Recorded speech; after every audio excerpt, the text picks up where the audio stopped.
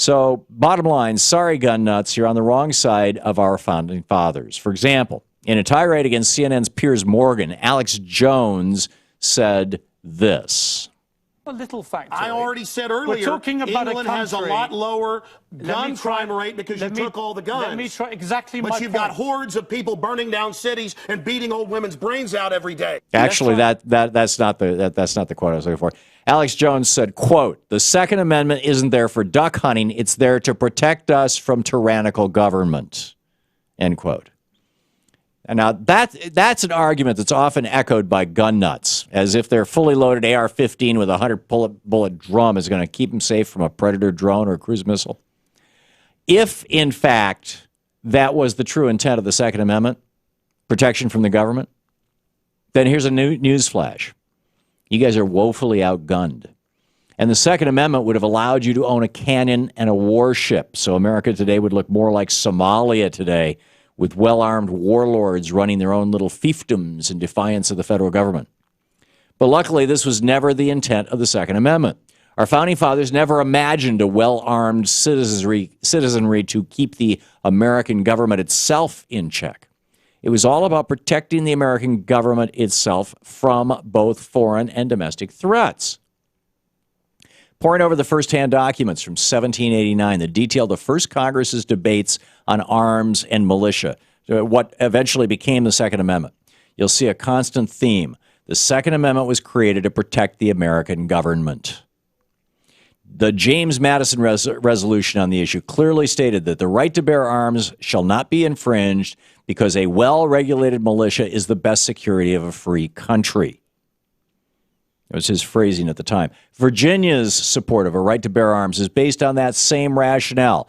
Quote, "A well-regulated militia composed of the body of the people trained to arms is the proper, natural, and safe defense of a free state," end quote.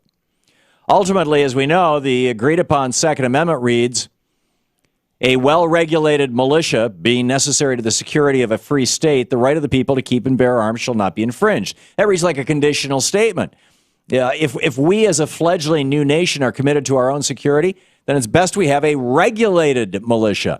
And to maintain this defensive militia, we have to have Americans who can keep and bear arms. The other defensive option would have been a standing army.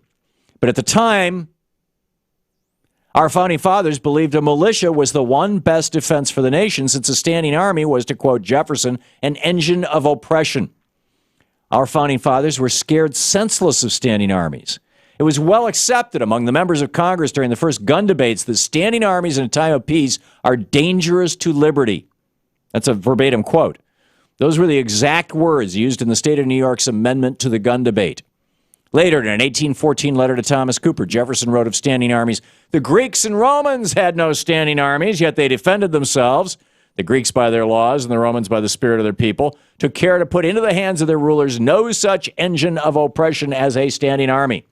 Their system was to make every man a soldier and oblige him to repair to the standard of his country whenever that was reared. This made them invincible, and the same remedy will make us so." Had the early framers of the Constitution embraced a standing army during times of peace, there would have been no need for a regulated militia, and thus no need for the Second Amendment. Instead, they openly opposed a standing army during times of peace. Want proof? In the entire Constitution, there are no time limits on the power of Congress to raise money and pay for anything except an army. We can have a Navy forever. We can have roads and bridges or post offices or pretty much anything else that supports the general welfare without limit and in perpetuity. But an army, that has to be reevaluated every 2 years, when all spending for the past 2 years of Army was zeroed out. It's right there in Article 1, Section 8, line 12 of the Constitution. It reads that Congress has the power, quote, "to raise and support armies, but no appropriation of money to that use shall be for a longer term than 2 years," end quote. The founders knew from watching the history of Europe that military coups by a standing army were a greater threat to our nation than most other nations. So they required us, in other words, a greater threat to us than other nations were a threat to us. So they required us to reevaluate our army every 2 years. Every 2 years. But without an army, how can we defend ourselves? Well, they figured with a locally based, well-regulated, under the control of local authorities who answer to national authority, militia. Today we call this the National Guard.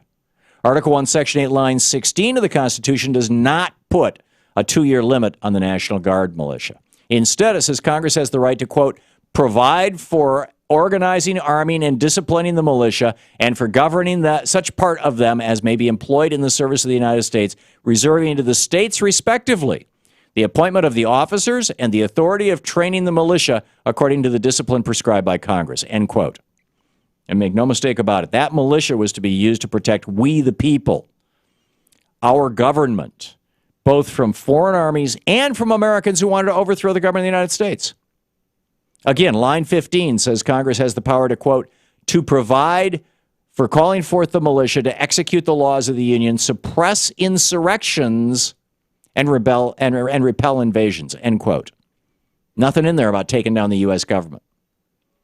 As a member of the National Guard militia, the Second Amendment is more of a civic duty than a personal right. Again, this was all about defense of the state, not defense against the state. In fact, during the first gun debate, the state of New Hampshire introduced an amendment that gave the government permission to confiscate guns when citizens, quote, are or have been in actual rebellion, end quote. To those early legislators in New Hampshire, the right to bear arms stops as soon as those arms are taken up against our we the people government. Just ask the ancestors of those who participated in the Whiskey Rebellion. In 1794, armed Americans took up guns against what they viewed as a tyrannical George Washington administration imposing taxes on whiskey. President Washington called up 13,000 militiamen and personally led the troops to squash the rebellion of armed citizens in Bedford, Pennsylvania.